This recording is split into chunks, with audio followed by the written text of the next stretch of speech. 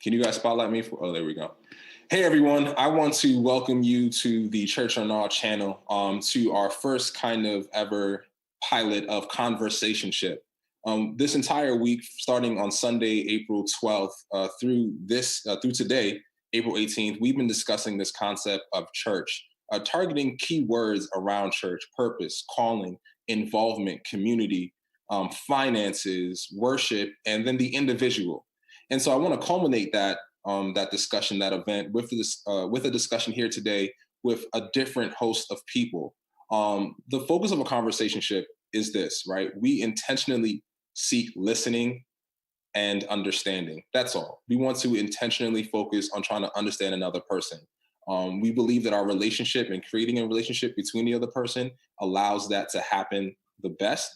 And so I hope that all other people out here will understand that, right? We're not trying to bring any of our biases. We're not trying to bring any of our ulterior motives to this conversation outside of understanding. So I'm going to ask all the participants to do exactly that, right? To be mindful of your biases, to be mindful of any ulterior motive, and just seek understanding of the other people in this conversation. When you're commenting, please do the same. So with that being said, I want to start off with this question, which is kind of our introduction. Please provide us with an overview of who you are, right? And at the very least, you can just share your name. And if you attend a church or if you're religiously affiliated.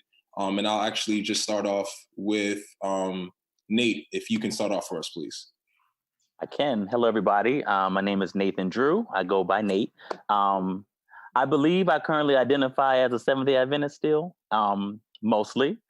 I do not have a church home, actually, for many reasons that I'm sure we will get into during this discussion. But I do kind of like bounce around. I sing. And so I am a part of a mobile ministry. I sing at multiple churches. And so I'm able to connect with a community, multiple communities, but I don't have a church home. Thanks, appreciate it, Nate. Thanks for being a part of this discussion. Kenny, if you don't mind going next. Sure, I don't mind. My name is Kenneth Brown. I identify as Kenny, as Rob put it out there. I am a Baptist. Currently, I don't have a church home, and I'm sure we'll get into the reasons why I don't have a church home at this point as we have this conversation. I've visited some churches recently, I would say, in different areas of the country for different reasons. But yeah, I don't have a church home right now. Let's go with the Aretha. Well, let's go with CC, and then we'll go with the Aretha voice last. Hi, I'm CC. I am still working on what to call my relationship with Christianity, but it exists. And I do not have a church home. All right, and Stephen. Hi, I'm Stephen. I currently don't have a church or denomination, and we'll get into that probably through this discussion. Okay. And so here's my question to the floor. So anyone who feels willing to answer first, as all of you have said, I'm sorry. I'm Rob, Elder Rob Harris. I actually attend Metropolitan, and I do attend the church regularly, Metropolitan SDA. So thanks for being with us, guys. And I hope through this conversationship, we continue our growth together. I apologize to all the viewers too. It is not intentional. This is an all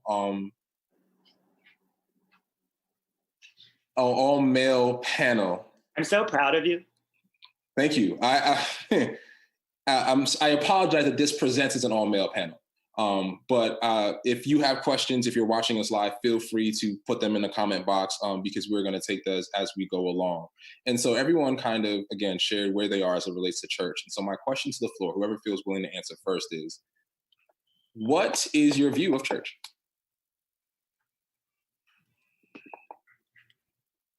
Okay, I can start it, Rob, if you don't mind. Sure. My view of church is usually, when I hear church, is a place where people go to worship whatever that is that they worship.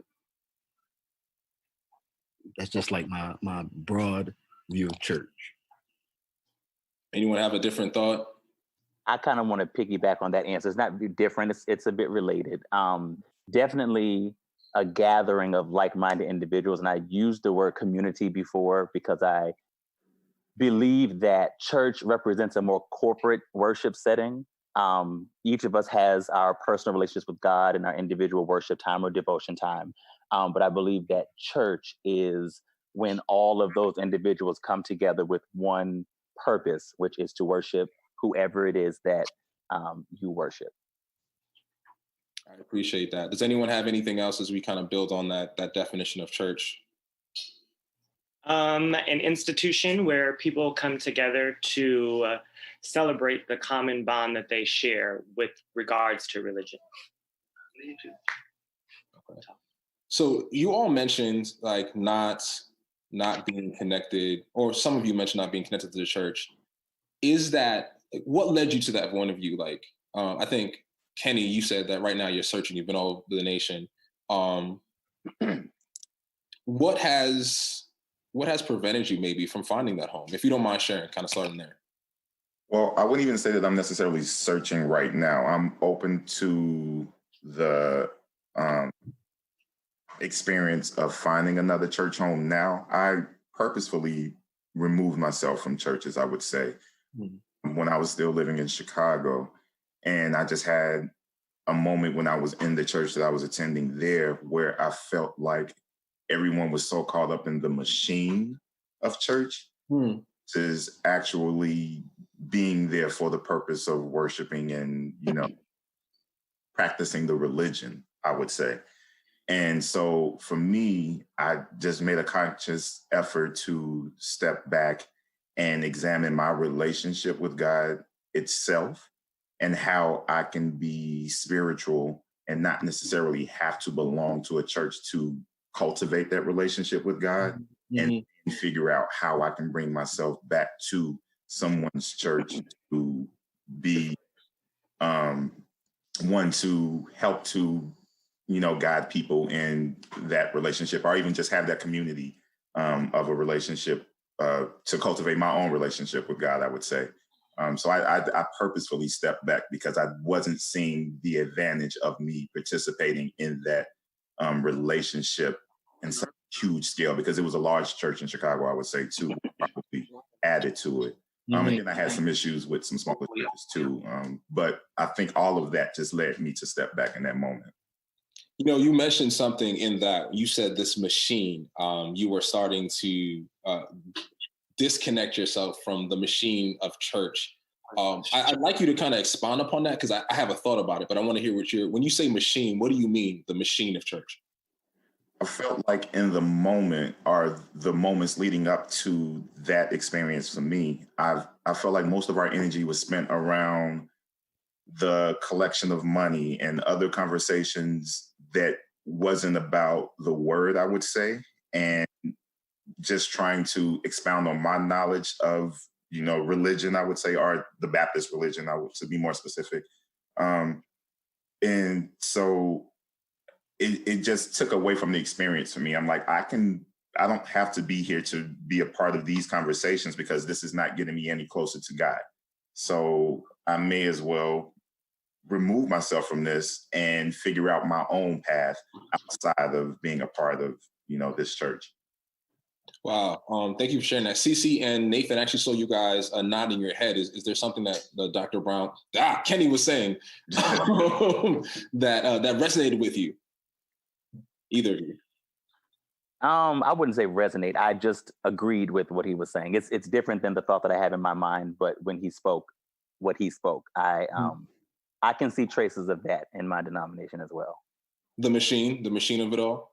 Yeah, like business. I just, church just seems to be really centered around business operations. We're getting going more in that direction, and to me, further away from spirituality. Like when we used to allow time for the Spirit to move and for things to just occur, everything is structured. There's a run sheet for everything. It's timed. I don't like being confined in that way because I don't personally believe that the Lord operates like that. And I don't think that we should be running a church, a worship service like we would run a business. And that's just my personal opinion.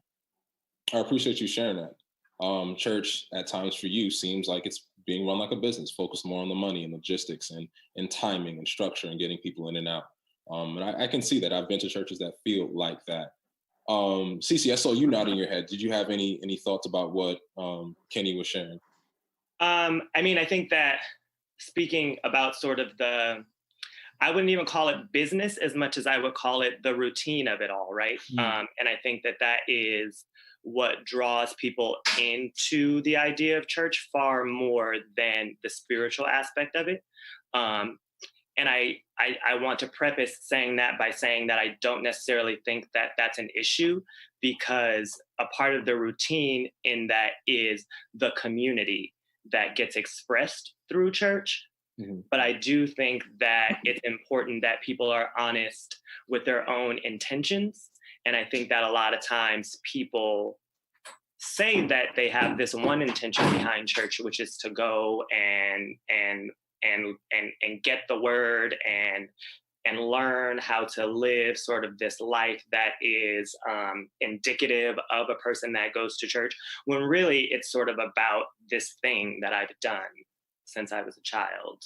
And I'm here with the people that I know and the people that I love and the people that I know that support me. And again, those are all beautiful things, but I think that it's just important that we're honest about our intentions. And I think that brings me to my own personal point about why I choose not to attend church. I think that first and foremost, as a Black queer person, I can just like run down the list of the ways that the church has chased me away from the church. Mm-hmm. But I think that if I wanted to devote the time and energy, I could find spiritual places of worship that were accepting of who I am and sort of that thing. But I think when it boils down to it, the intention behind church is being around people that I love, being around people that support me, being around people that care about me. And I have that already in so many other aspects of my life, including on Sunday, all day on Sunday when I play kickball inside of a community that I love to pieces. Like the things that I believe people actually get from church, I get from other places. And so I don't feel the need to sort of rearrange my schedule to make sure that I'm in that building every Sunday. I actually want to see if Stephen has anything to say to this, the present topic. Then I had a thought, Cece, about what you just shared. Well, I kind of like piggyback on what all of them said. Like it's all valid points, and that like church is more so, from my experience of going before, is a place where people gather to either gossip, catch up on with other people. It's not really a place where you have to go to worship, because you can do that at any point. Some people drive to church doing things and walk inside the church, they're doing things that they was doing in a car that they wouldn't do inside the church. So like they live in like two lives. And I feel like if you have to live your life like that, church is not a place that you should be, which 90% of what I feel like is 90% of the congregation moves in that manner, which if you have to move in that manner, why go to church? It's kind of how I feel. So you should be yourself. It's a place where you should come as you are, but you can't. You can't, because otherwise you look down upon, cast away. So it's like, again, why church? Can I add something, Rob? Yeah, please go ahead. I was responding to Kenny's, and I didn't give my personal opinion of why I don't have a church home. Yeah. And mine is in many ways connected to what Stephen spoke about and Cece. And really, it's not even just about sexuality. I don't believe that in my denomination, it could be for others, but I have not found that we are genuinely embracing of differences. I feel that we talk a good game, and we try our best to align practices with the Word of God. But when it actually comes to the practicality of it, the delivery of it, like when it hits the fan and it's right in front of you, I've been let down myself. I've seen people who've been let down, and it's not just centralized on sexuality, but it's many different things that can make someone seem like different from the average church person, or what we're supposed to present like and act like and behave like. We don't do well with differences. We just don't. When it comes to dress, when it comes to appearance and jewelry, when it comes to, just anything you name. And I can't put my name on the role of an institution that is not in practice embracing differences and accepting all people. So yes, I actually want to say yes. As a person here that again regularly attends a church service, a particular church, and has been doing so for a while, I think that I would say yes to all of your comments. Going even starting with Stephen, and I'll jump to you, Nathan, and go to what Cece and Kenny said. It does seem at times that people are honestly one way in the car, if not the parking lot, before they step into the doors. Then they act that way, and within the confines of the walls, and then they step out those doors again back into the parking lot in the cars and go back to the person they were before. There does seem to be not only a prevalence in hypocrisy, but there's this dichotomy in like who people say that they are or want to be versus how they're living, and that can be hard to deal with when, as Cece was saying, you make the choice to go to this place weekly. Like you make this a part of your routine. And I heard with you, what you were saying, Kenny, is why make this a part of my routine if everything about it is like going like against me? Like there's this constant friction between what I personally desire, right, and then what's actually happening when I go to this place. And I think what Cece and what Nate said is kind of true. You find that the church isn't church buildings, and actually I'm going to begin to make this preface for me. I think you find that church buildings and religious organizations and religious structures don't allow for differences, don't allow for any person or group that feel marginalized to be a part of that group. That being said, I think my personal study has led me to this conversation with you all and to many others, because I don't think that's church, right? Like, I honestly don't think that's church. I'll liken what I heard in this conversation, and there's some questions on Facebook I want to get to. YouTube. Our pastor today, Pastor Michael Kelly, you should follow him on Instagram, said something that likened to what you just shared. What you do on Sundays is church. Like where you go around other people, that is a community. You all have a similar purpose in being there. You all provide love to each other. You all feel safe for the most part, right? Without expressly being said. You all feel safe in that space and supported, right? And you feel like you can grow and be yourself in a sense. That is church.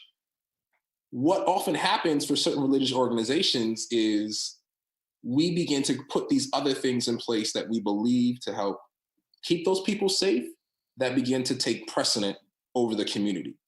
And there's a question here that I think likens to that. And I want to ask, I think this question is for anyone who doesn't go to church.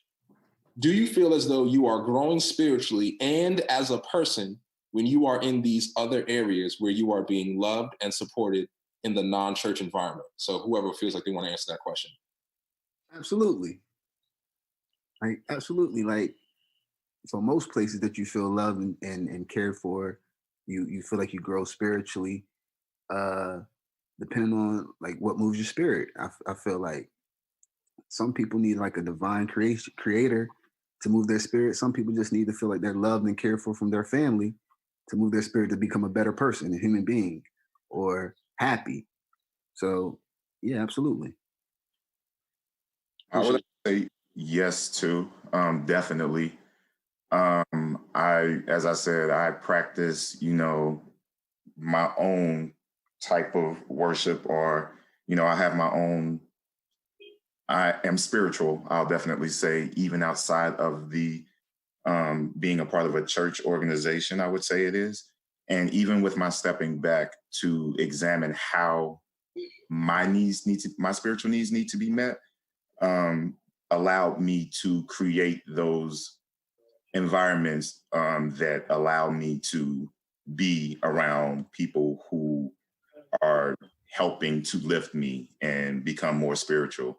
And I felt initially when I stepped away from the church, the building of the church again, that people felt I was being criticized, I would say, just in conversations, because a lot of people feel as though if you're not in a church, if you're not a part of a church, if you don't belong to a church, then you don't have a relationship with God. Like you don't have the right relationship with God, is how they like to try to put it. Ooh, okay. You must do this in order to get to here, and so that doesn't that's not my path, I would say, at this point in my life. So I had to figure out what was my path as someone who has grown up in church all of my life, you know, especially coming from the Deep South. And we know how that can be. Seeing, figuring out my own path and still having that community to support me as I'm moving through that. Anyone else want to jump in on that? Yeah, sure. So I'm going to give a very personal example because it's just easier for me to talk like that in examples. I am a part of an organization called Stonewall Kickball. And it's just a bunch of queer people playing kickball every Sunday. It's a ton of fun. And when I go into spaces with Stonewall Kickball, it still even amazes me to this day, the way that I am received in these spaces, the way that people are genuinely excited to see me, and the way that people are genuinely excited to have conversations with me and to know more about who I am. And I say that without being big-headed. And the reason I say that without being big-headed is because the reason that people feel that way about me is because and this is what they tell me. This is not me making this up. What they tell me is because I radiate this sort of happiness that people want to feel a part of. It is because they see me as a person who is in this space and who is so much myself that it invites other people to be around me and to be themselves. And the feeling that I get from hearing that from people, that they want to be around me and that they want to know more about me because that's something that I've supplied for them, that is bigger than anything that I've ever felt at church. And that is more important to me than any sort of cherry-picked sort of religious experience that I have to tie directly to the Bible. Like, this is me living an authentic life that is inviting other people to live an authentic and happy life. And that is such a huge, monumental, big deal to me.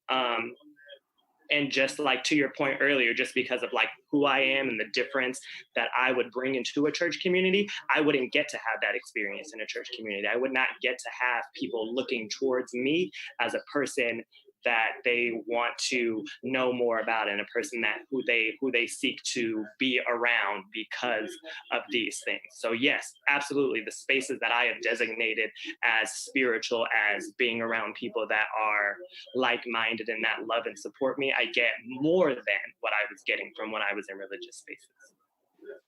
I see a lot of nodding heads in consent, and I want to make sure I understood what you said, Cece, is in that when you're in spaces around Stonewall Kickball, if I heard that correct, you feel, one, that you're accepted for who you are, right? And that is outside of any type of societal labels, just who you choose to be. And you feel like you're able not only to be that person, but to express yourself as that person in these spaces. That lends itself to spiritual growth. But you don't feel that way. You don't feel that way. I'm going to say you don't. In churches. And I want to maybe just understand for myself, what is it that prevents that expression in church, or in churches as you understand it to be? And everyone, please feel free to just jump in. Like, this ain't, I'm not Oprah or Dr. Brown. Or I'm not Dr. Brown for sure. Dr. Phil. Dang it. Better, y'all. So go ahead. Yeah, you can share. I think that there are, can you ask the question again? I actually got a little confused. You say you're basically able to express yourself more so in Stonewall Kickball spaces, wherever you go. Mm-hmm. You feel like you can't do that. You can't express yourself in a church. Yes. Yeah, what comes up for that? Got it. Here's what it is in its most basic, simple form, right? The idea of the Christian doctrine is that the reason that we attend church, the reason that we're all here in this space, the reason that we're all sort of learning together is in order to be more Christ-like, right? Mm-hmm. And again, I don't have any qualms with that, and I don't think that that's a negative thing, but that's what we are here for, in order to be more Christ-like, right? But what I said about Stonewall Kickball is that they love me and they support me because I'm me. Not because I'm like something else, not because I am attempting to live a life based on a religious doctrine, based on what a book says. They love me because I'm me. Mm-hmm. And because I'm me, that gives them the permission to be them. That's why they want to be around me. That's why they care about me. There is no standard that I'm being held to. And that does unfortunately exist in the church. Huh. Yeah. Yeah, anyone else? Because so so here's my thing, CC. I've been saying a lot lately, like two things can be true and don't necessarily have to butt heads against each other.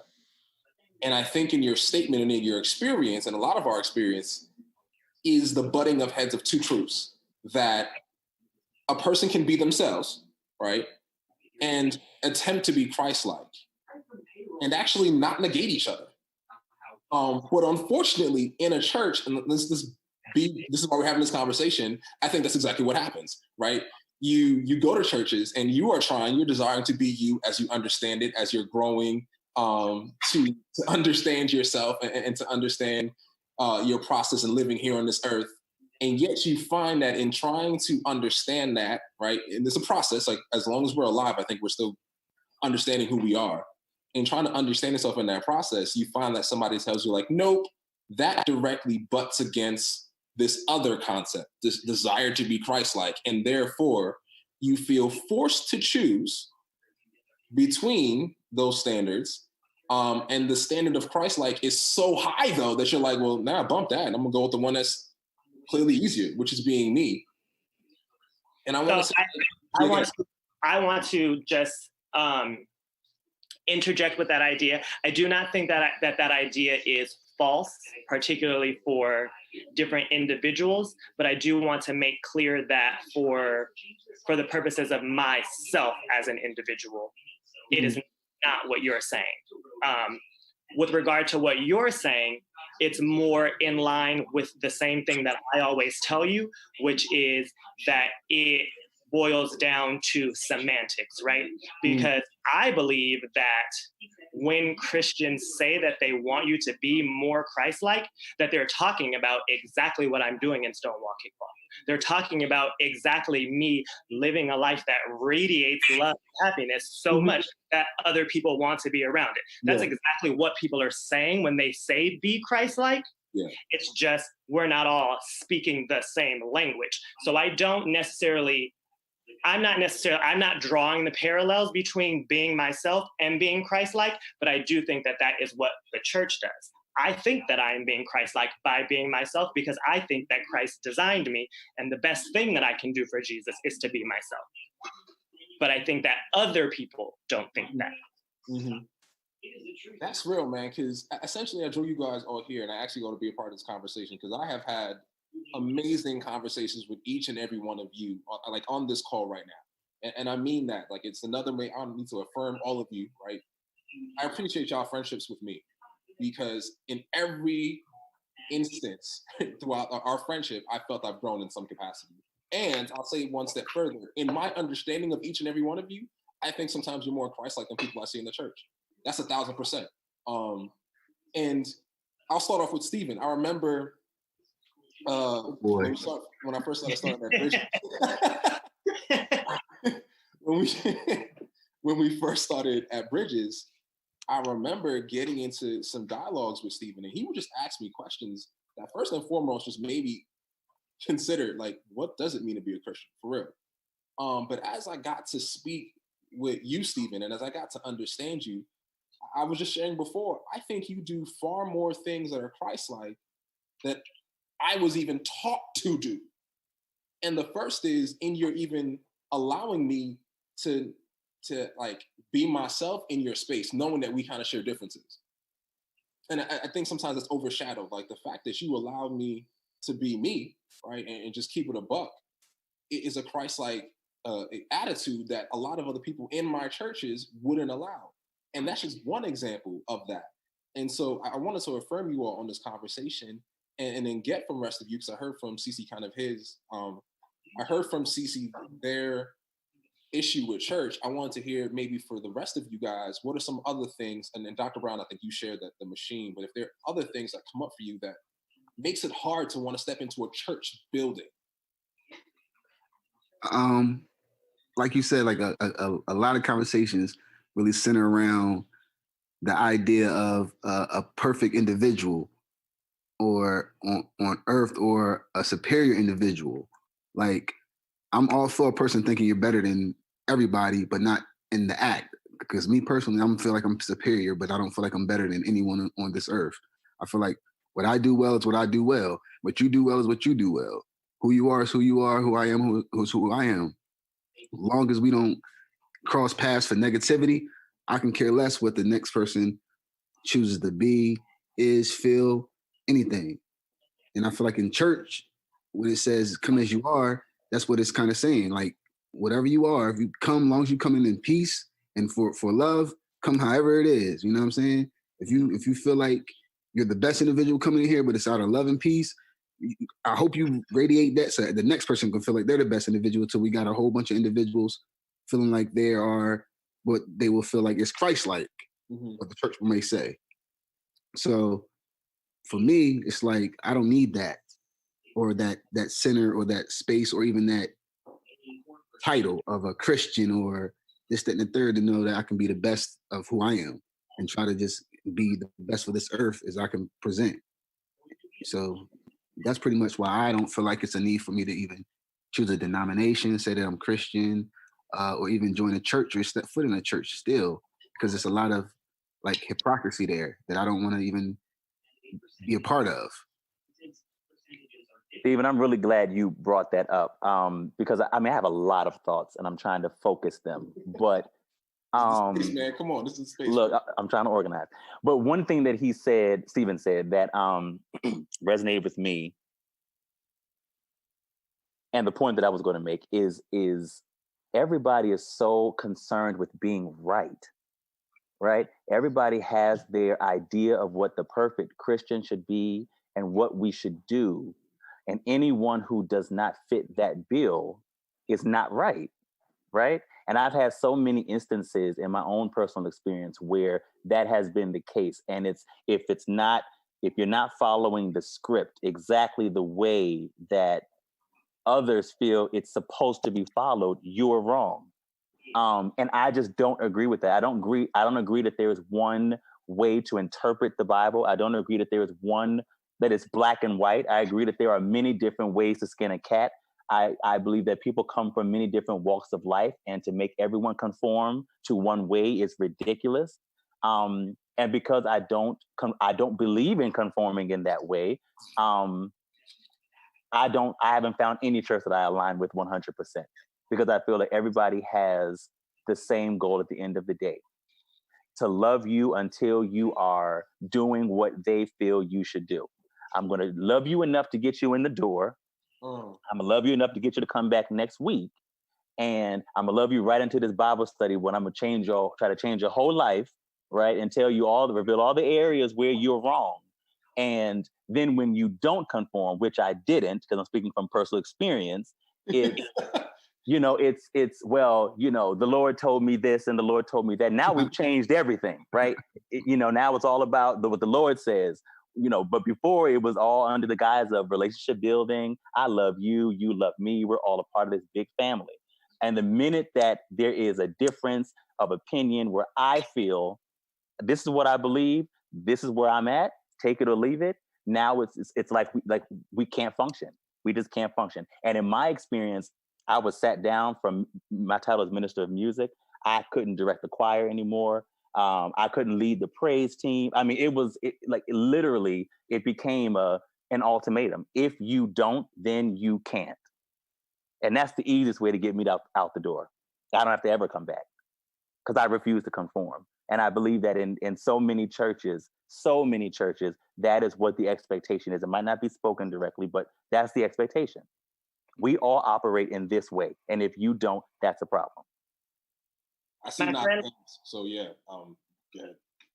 My friend likes to say that churches often interpret the scripture as if it says, come as you are, and then in parentheses, but be prepared to change. Absolutely.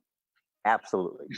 I've never heard that before, but that is so right. I'm walking away. I'm done. I'm not. I'm right here. Give more. Come as you are in parentheses, but be prepared to change. And that's real. Doc, I saw you shaking your head, and I'm actually now going to jump in because I actually, as jokingly I walked off, I'm actually going to say I think that's true. I actually think that is true, and I actually think, depending on how you interpret that statement, that's actually not wrong. So, and I'm going to speak from, obviously, from my understanding of it. I have not met somebody who has, in my faith, in my belief in faith, that has met Christ, that has walked away the same way, period. Because in my understanding of him, gentlemen, I really believe Christ is love. And that love you talk about, CC, I think when anyone gets in contact with true love, like with true love, you can't walk away the same. You just can't, you can't. And I think when you do so, there is a part of you, there are times when you actually want to change, where you're like, yo, maybe this isn't the entirety of the truth, right? It could be my truth. It could be my understanding of the truth, but maybe it's not the entirety of it. And so I kind of want to shift my way of going about it so that I can embrace this love even more. And so I actually want to say, and I want to say to all of you guys, I believe that the truth of the Bible is come as you are, and that you will be changed, that there will be a point in you that the parts of you that will want to be changed because of what I believe Christ ultimately represents. Rob, I believe, not to interrupt you, but I believe that's the biggest difference between the change that CC is referring to and the change that you're talking about. Christ motivates change on one side of it, which is your side. People motivate change on the side that he was referring to, and that's what I was agreeing with. Of course, I believe when you encounter Christ, you don't leave the same. I believe that, but I also believe that people have motives to change others. And that's actually what I wanted to caveat to. And Kenny, I want you to jump in because I see you nodding head emphatically. I actually tell the truth in that I think, in my understanding of my pursuit of the word and my conversations with you all, that's what I keep walking away from. It's like, yo, maybe I should get people to know Christ. Stop getting me, don't even know me, know Christ. Because I think when you know him, anything that needs to be worked out, whatever it may be, if there is anything, is going to be worked out. That being said, I think we approach it as, we need to change you for Christ. And I think there's a big difference there, because it does result in what you said, Nate. Look, I'm be honest, I'm oppositional. I know that I've labeled it, I claimed it. So I work with certain kids. And so the moment you tell me I can't, I'm either saying I can. And the moment you tell me I should, I'm like, well, why should I? And that often happens when we try to force something down people's throat. And I want to tell you all, from my perspective, I do not believe that is church. Church is not forcing change upon anyone. But Kenny, I saw you nodding your head, so I don't know if you have any thoughts you want to jump in here on. It's interesting though, because I've been a member of a couple churches that I felt, and I think it kind of goes back to Nate's point too, where I came in, I visited, and I was like, oh man, this feels like the best place for me to be. They're really inviting, welcoming, they're seeing me as an individual and, going to be here to support me. And as the time moves on, I become a member and everything. And I just started seeing my experience start to change, I would say.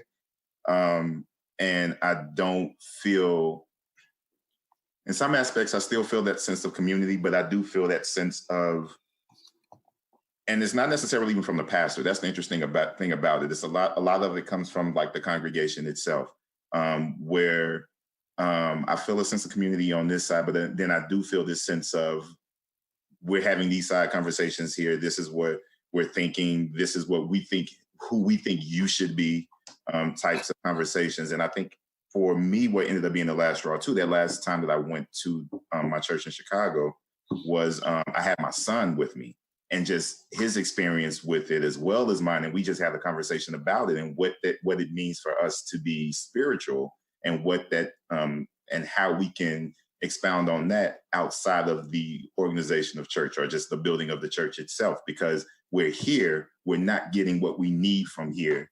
Could get it from another church potentially too, but in the meantime, how can we still get what we need in a spiritual way outside of these walls?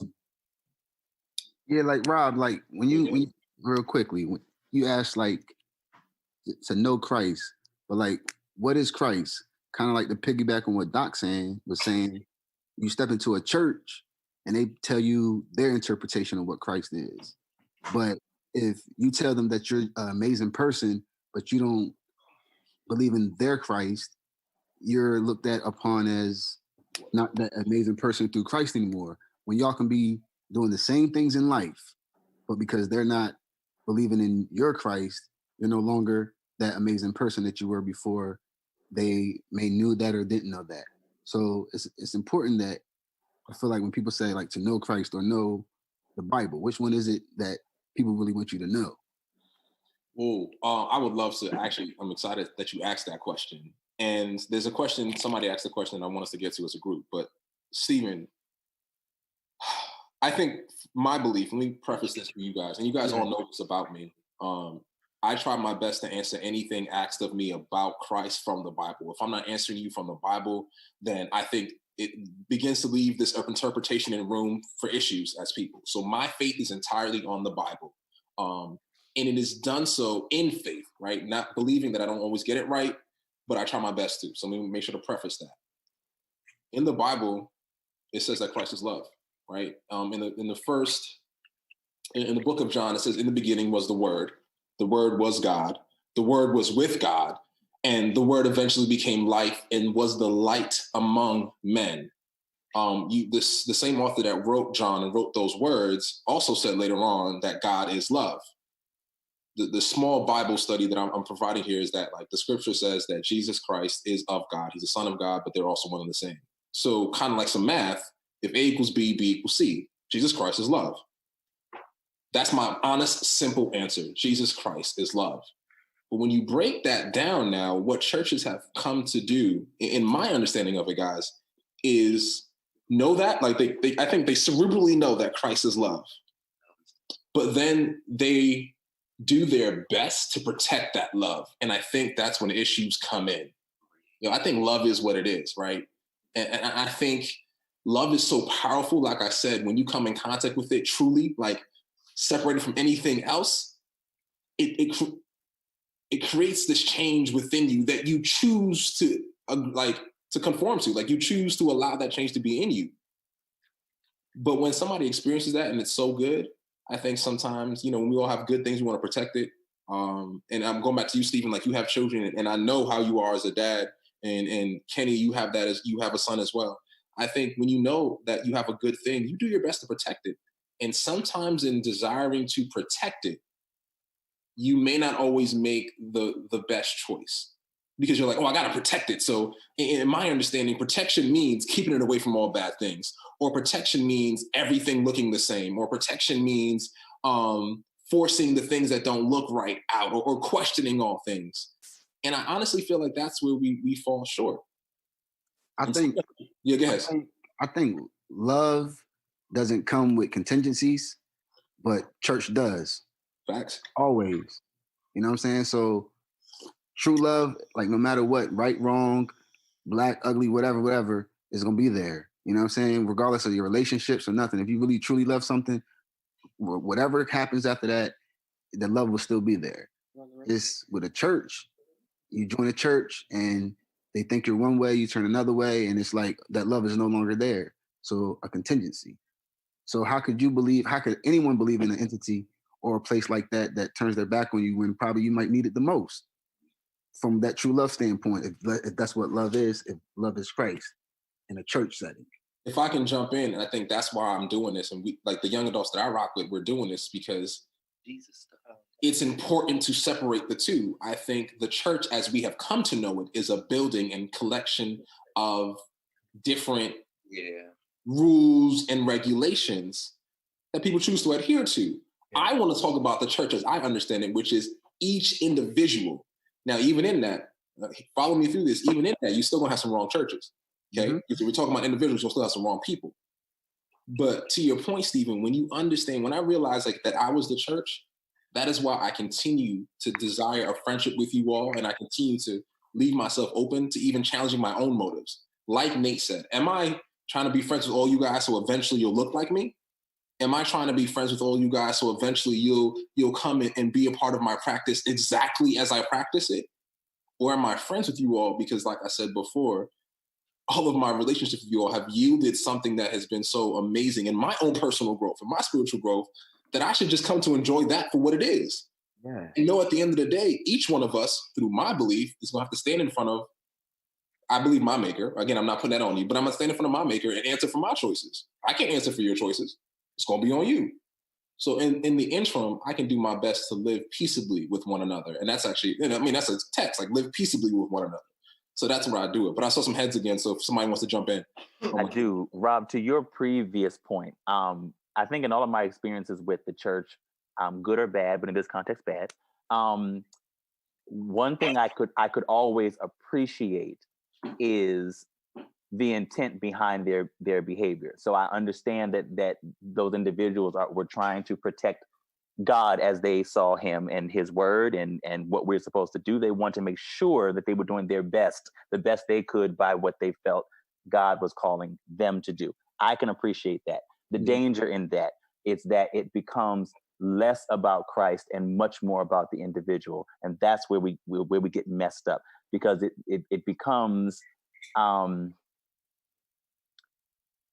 I'm uncomfortable. What you're doing and who you are makes me uncomfortable because it doesn't align with what I know and believe to be right. Mm-hmm. And because I'm uncomfortable, this can no longer exist. That's the problem. It makes it much less about God. Whereas if you acknowledge that something makes you uncomfortable, but that it's not about you, and I can love you in spite of that and pray for you, and whatever God needs to do to impress you one way or the other, it's between you and him. I think if more people took that approach rather than let me do my part for the Lord by offering this to you so that you can do right by the Lord and we're all comfortable. It's just not about us. It's not about us. Like your genuine belief and practice and intention should be just what you said, to love someone, to get to know someone, to appreciate the things that you're able to glean from them and that they're able to glean from you. And it really should stop there. The love of Christ flows regardless of what you say or do. Yeah, CC and Kenny, I saw you nodding heads. For me, this all brings back to the point again that you and I talk about when it really and truly boils down to semantics. I think that we one of the biggest points that you made is the idea that God is love, right? And that is sort of the bottom line for you, right? And so for me, knowing that walking around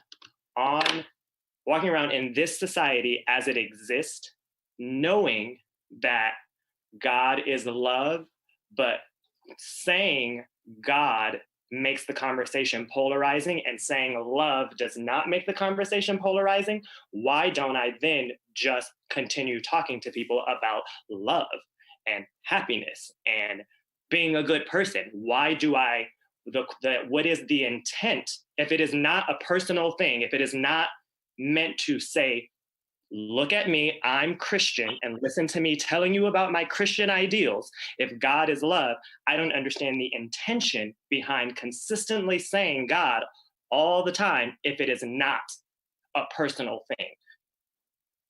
It is just much easier for me to have conversations with everybody about love, being a good person,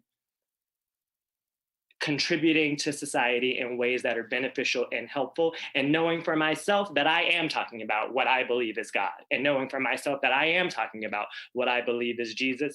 But in order to have this conversation with this person, I can say this thing and know that we're all reaching the ultimate end game, which is us being on this planet together, attempting to leave it better than we found it. And so I think that's where the whole conversation with religion boils down to me, is what I say to you all the time. We are all really saying the same thing. Let's get through this experience that we have on this planet. Let's get through it with love. Let's get through it with kindness. Let's get through it making sure that we are loving and supporting each other. So if I can make that conversation not polarizing by not bringing up God, then that's how I choose to engage in that. I appreciate you saying that. Kenny, I saw you nodding your head. I don't know if there's something that you want to chime in on. Nothing different, I think, than that's already been said, I would say, in this moment. So then let me shift it here. Someone asked, and I think it's important, right? Have we been made aware of any of our unconscious biases? And obviously the word unconscious implies its own meaning, but that maybe present as a barrier to church or aspects of church. Maybe not because, like in my case, I really go to church, but I know there are aspects of church that I struggle with. Do you guys think there are any unconscious biases or maybe conscious biases that have influenced them? Doc? Yeah, I just hate saying it. I would say definitely. Sorry, I got lost. Sorry. All right. So, just do you have any biases, unconscious or otherwise, that present as a barrier to church? And then Kenny again. Yeah, I would say definitely. One of the things I remember just kind of growing up and remember being in church and listening to the sermon and just finding it all boring and judgmental, and lots of talks about damnation, and if you don't do this, this is going to happen, and it just kind of made me tune out, I would say. As I started getting older and started going to different churches, because I felt like all church was that way. Mm-hmm. So I was like, let me step out and go to different churches, and especially as I started moving around the country. And I started finding pastors who delivered their message differently, and it touched something with me to allow me to listen to it. So I was like, oh, all churches don't have to be that way. So I can actually listen and get a word from it. So I think a lot of that did just kind of lead to some biases for me as to what the expectations were going into church. Growing up, I would say too, what of the message was and what I was supposed to get out of it. Again, as a kid, I thought that I was supposed to be, I'm coming to church to be told that this is what I'm supposed to be doing, and if not, I'm going to hell. Sounds about right, honestly. And as I grew up, I saw that started to shift. And I think my biases probably led to, or some unconscious biases led to me stepping away too, just to reflect on just my experience as a whole and what it would take for me to return to another church. What is it that I need from a church home for me to go and become a member again? Yeah, I think for me, maybe might be subconscious biases of it is that I feel like the Bible is like full of contradictions and full of things that I would question, like for like common sense purposes, or just for my knowledge of it and understanding of it, and it's open to too much interpretation of a human being to be definitive one way or another, in my estimation of the Bible. So subconsciously, it's like, why would I even entertain anything of that magnitude if I already feel like that before even stepping foot in the church or anything else? Stephen, not to put you on the spot, but do you have an example of a contradiction? I just want to understand. So like, let's say in the Bible it says thou shalt not kill, right? Mm-hmm. But then it speaks on something, an eye for an eye, or like I said, I'm not really like well versed in the Bible, but then you might see a scripture or something speaking for an eye for an eye, or how can you not kill if you also speaking on revenge? Like it doesn't, to me, it doesn't make sense that how can you have both, which duality, which I feel like is life in general, but how can you have both and you say that it's the all, like the end all be all? Okay. Any other bias? Go ahead, Cece. Yeah, my bias is that if you tell me that you're a Christian, particularly if you're Black, I am going to assume that you are homophobic, and you are going to have to work hard to prove to me otherwise. And that's just because I grew up in the Black church and I know what it is. So that about summed it up. Thanks. That's that's about it right there. I will say one of my biases that present as a barrier even now is the fact that growing up in the Black church that CC described, one is that I should be homophobic. I'm gonna be 1,000%. And two, that I have to invite people to church. Like that is the thing that used to annoy me is that I felt like if I'm a great Christian, I have to invite people to church. And if I'm not inviting people to church and they're not coming to church, then apparently I am not doing enough. Like I have not obtained this Christian status that needs to be obtained in order to feel good. And those barriers have prevented me from really engaging, had prevented me from really engaging in church. I'm gonna take a step back because I'm gonna shift this topic in a little bit, but those things had prevented me from engaging in church as I understood it at the time. That being said, I want to shift a little bit because I want us now to look at three things maybe: spirituality, religion, and church. And I'm going to start off by saying I think two of those things actually are the same thing. But I think we've actually used all of those things synonymously, and they're not. Somebody asked me on here, are we saying to leave God out the conversation? S. McLean. And I want to answer that as a segue into this.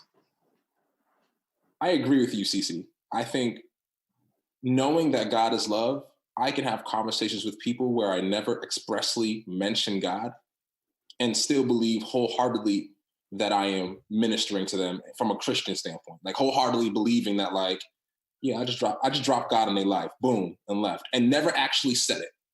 So I think sometimes when we talk about leaving, or when we're afraid of like, well, you're not really talking about God, or how can you leave God out the conversation?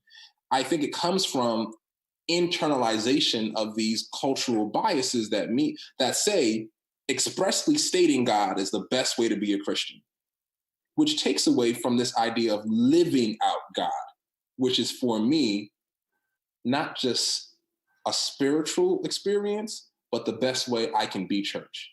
I'm gonna just be 1,000%, y'all. I'm here with you because like lately I've been encouraged to recognize that I am the first church.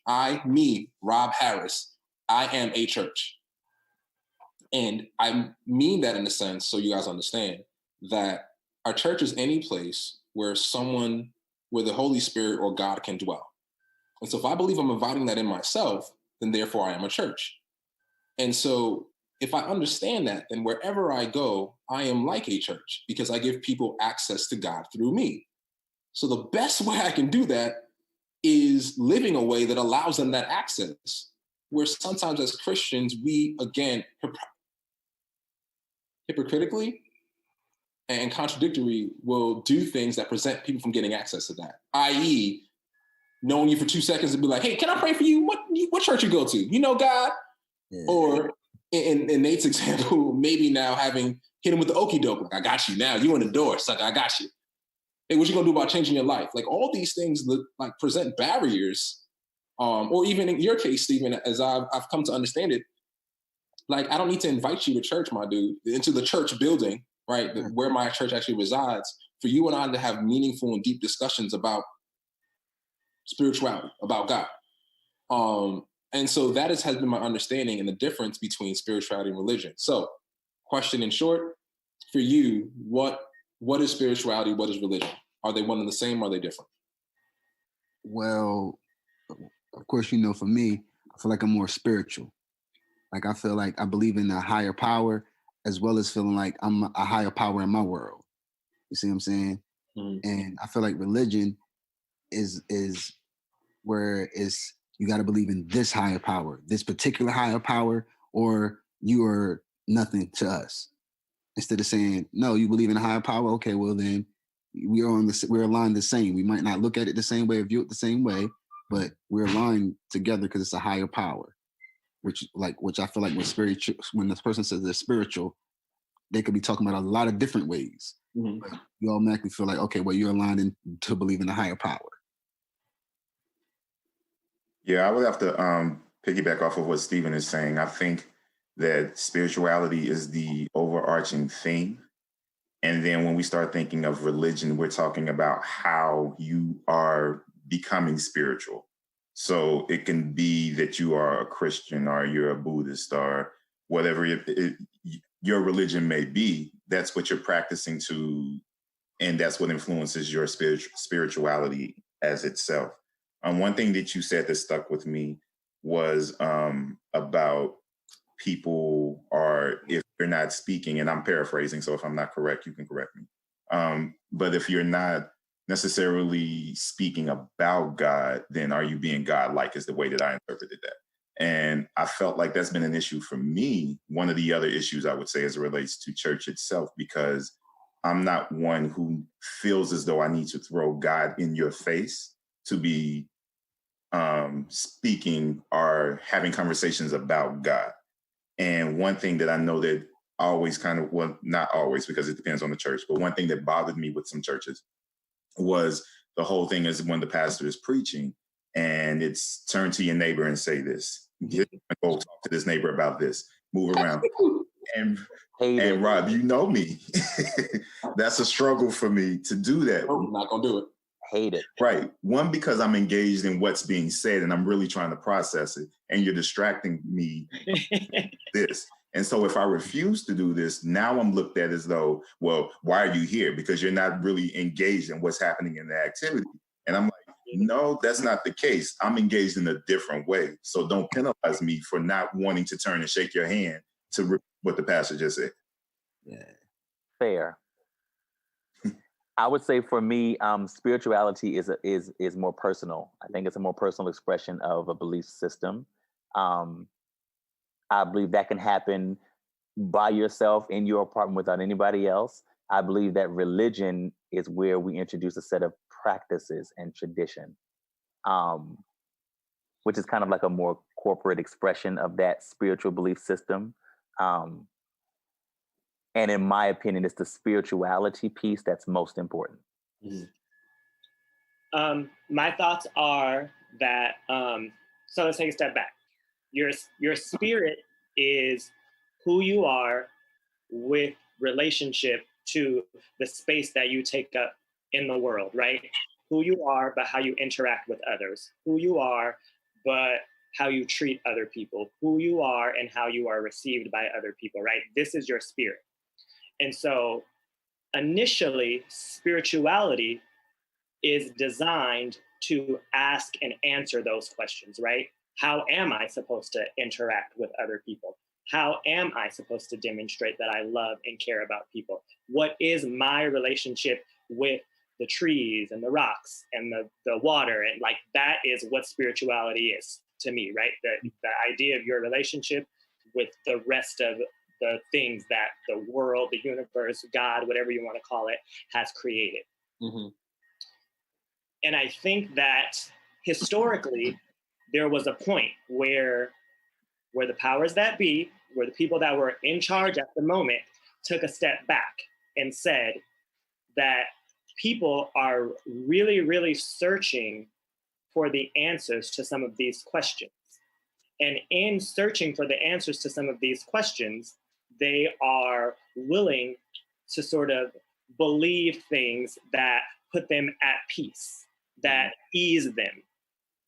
And those people that were in charge decided to capitalize on that. And by capitalizing on that, put in a bunch of other sort of rules that are really meant to keep a population the way that you want to keep a population, and are less about your connection to spirituality. So I think that at its core, all religion is about spirituality, right? Loving each other, being kind to one another. All religion is that at its core. Mm-hmm. But then again, you have that sort of point in history where somebody took that and manipulated it to be something else so that they could control the people that were around them. And so I think that is sort of the break between spirituality and religion. Control. You saying control is the break? Yeah. Okay. Yeah, I agree with that.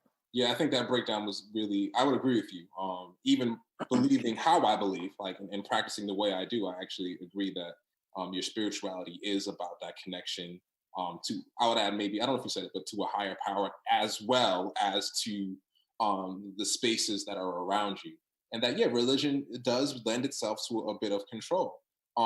And man, I we know this, we can chat for a while, but I don't want to keep people too long, so it's 2:45. So I kind of want to maybe get two questions in, and here's one for me. How many of you, let me start off with this one, how many of you understand or have maybe taken the time to like read or go through the Bible? And I don't want to say the whole thing. It's like, obviously we know it's like 66 books, right? 66 books. But just in general, like maybe you have spent some time maybe reading a chapter or two. I actually want to hear that from you guys. If any of you have, could be yes or no. Just yes or no? Yes. Yeah, yes. So Nate, yes. Yes. Yes. No. No. Okay. So then your answer to this may inform this next question. How much of what you understand of church is founded on that Bible? Mm-mm. Nate shaking a head no. Mm-mm. After hearing CC's explanation that I've never really heard that perspective put in that way, I wholeheartedly agree with what CC shared about religion. I do believe that a lot of religion is control. I don't think that it is all biblically based. I'm not sure if you all saw the Lifetime movie that was recently released about the Clark sisters' life. And it was an amazing movie, but and I'm not obviously Kojic, but it really highlighted how controlling and limiting a denomination can be to the group of people who ascribe to that belief system. It is not, probably 85% of the time is not biblically based or Christ-centered. It's all about practices and rules and what men have established, people have established as what we do as a culture. And that to me is not Bible. That to me is not God. That to me is a group of men or people who got together to put together certain rules that make their practice of God make sense to them. Sound like the Constitution to Black people, right? Like, you know what I'm saying? So that's pretty much why I haven't really gotten to the Bible, like, because it sounds like somebody came up with these ideas on the top of their head sometimes and made it up to fit how their ideology.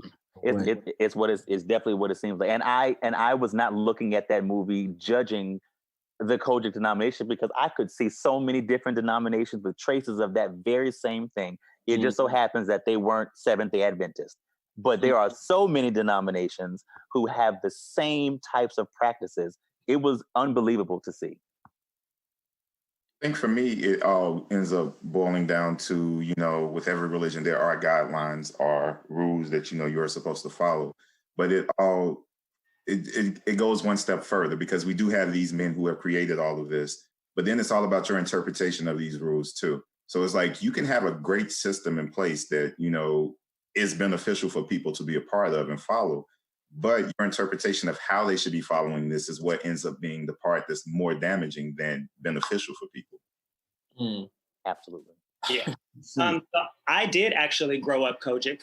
I'm sorry. And so I do sort of, yes, it is very that, just like rules on top of rules, on top of regulations, on top of regulation. Even this idea, I was thinking about this the other day, even the idea that in the Kojic church, that one of the first things that they start off with is this call and response thing that they call the affirmation of faith.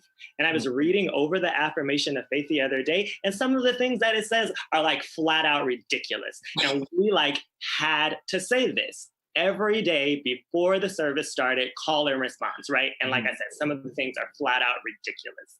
And I think that unfortunately,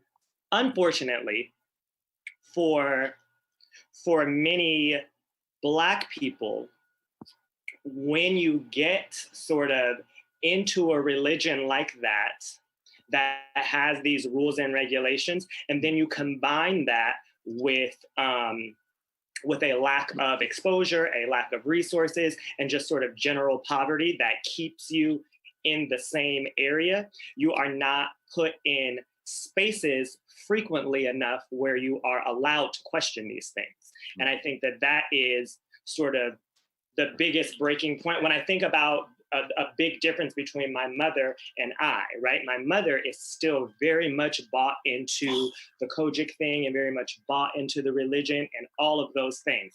But I know that if my mother had an experience like I had and had got to leave the hood and got to go to a liberal arts university and got to hear some of the ideas that I heard being expressed and some of the knowledge and got to read some of the things that I got to read about, I know that there's no way that she would be able to hold on to her beliefs as closely as she does, because it just doesn't make sense.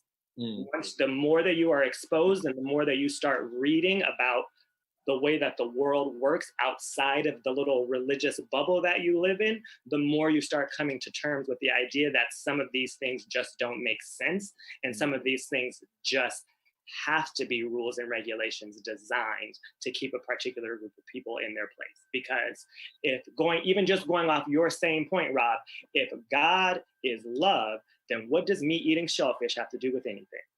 If God is love, then what does my reverence to this building every Sunday have to do with anything?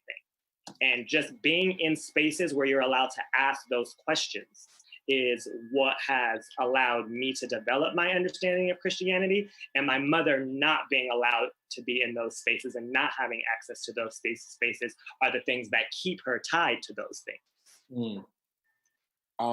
Wow. I just even listening to all your responses has kind of encouraged me to do some thinking and some searching biblically in some other areas. Again, look, the time is short, and I'm trying to be mindful of the present age and the populations that we all deal with, right? Short attention spans. So I brought you all here because I wanted to just begin this conversation, and it's a continual conversation about this church or not, choosing for yourself. And I think what you all presented was perspectives that other people may align with, right? This entire week, a lot of the things that we did was presented from a particular perspective. Most pastors, preachers, people that have chose to practice the way they do and believe the way they believe. I think it's important, if I'm going to provide people with understanding to make a well-informed decision, that they do so having as many perspectives. And you guys don't reflect the many, but you do reflect some. So I kind of want to give you each maybe a minute or two before I wrap up, just maybe closing thoughts, even about this experience, or just something that you like want to take this platform to share about understanding, about church, even about yourself and your spirituality. And whoever feels free to go first can go first. If you don't want to go, it's fine. Can you ask the question again? I'm sorry, I always need things We're gonna get like, you need to hold up a cue card so you can read the question at the bottom too. I don't have my accommodations, y'all. I'm sorry. Yes, SPED education still coming through. He wants us to give our final thoughts, if you have one. Your one-liner to wrap it all up. Okay. Whoever It wants was to cool. go. It was cool. It was cool. It's a cool little discussion. Yeah, I think. Thank you, Stephen. Yeah, I think this was a great discussion as well. As you said, there are varying perspectives out there, and this is just ours. And at this point, some people will agree, some people will disagree, and I think that's great, because we need to have those disagreements to have those meaningful conversations just around it all, so that we can hear everyone else's perspective. What I will add, I'm not going to echo any of that, because all of that is true. I agree with all of it.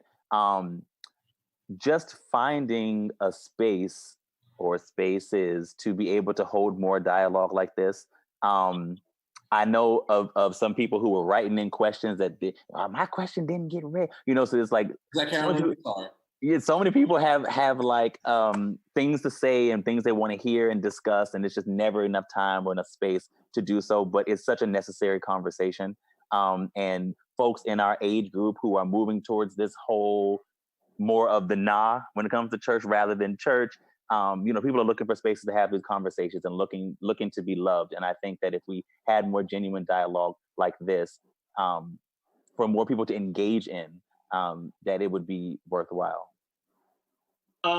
I will certainly agree with everything that everyone has said. And then on a personal note, allow me to add that if I did not know all of the gentlemen on this call, and we were sort of in person, and I was walking somewhere and I saw that the three of you were standing somewhere, and we're having a conversation, I would do my best to avoid that. And that is because of what life has told me that men like you think about people like me. And so I appreciate you all for creating a space where that barrier continues to be broken down for me. And I feel like I am able to fellowship and convene with Black men.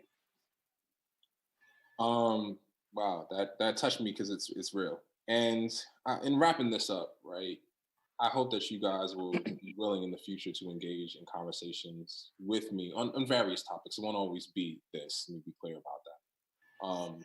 Because of what I have found grows from conversations that have this space, which is understanding, right? I'm looking at each of you, and I've talked with each of you personally on a number of different matters, some of you together, and I always leave feeling like I understand you a little bit more, which breaks down some of the fears that I think I may have of you, or I think other people may have of us, especially if I can articulate, like, I understand why CC feels the way CC does about church. I understand. I didn't even know that about you, Kenny, about your thoughts. But I walk away now understanding that a little bit more. Same thing with you, Nate and Stephen.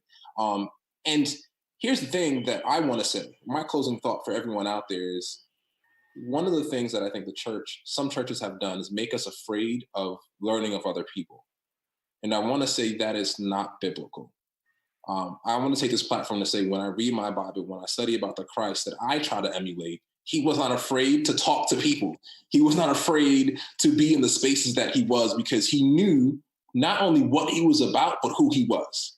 And if you want to take out the religion from that, I think there's a truth in that. Like, if you are comfortable and if you know who you are, right, and you know where you want to go, outside of someone presenting actively to harm you, to hurt you physically or even emotionally, it's okay to talk to some people. It's okay to be in spaces where people don't think like you think, because you can either learn to reinforce your own thoughts, right? Okay, that's cool.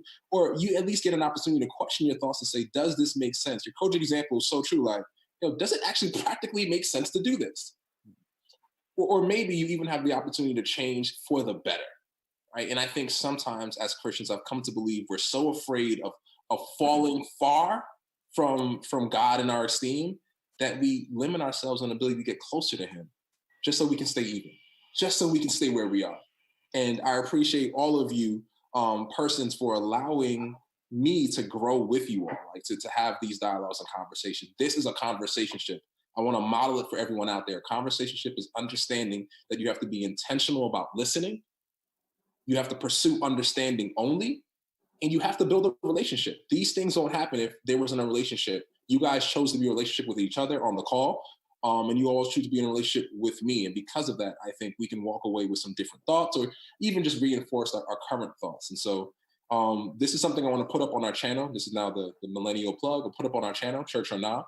Like, subscribe, and share, because I hope to create these platforms, as Nate and others have said, where we can be safe in discussing these things, and just know that people want to understand you a little bit more, right? Learning to live and let live. And if you choose to be a Christian, learning to push your example of Christianity so much so, for me personally, that it's actually not a bad thing to talk about God, that we could actually use his name and use love synonymously, and people don't feel afraid.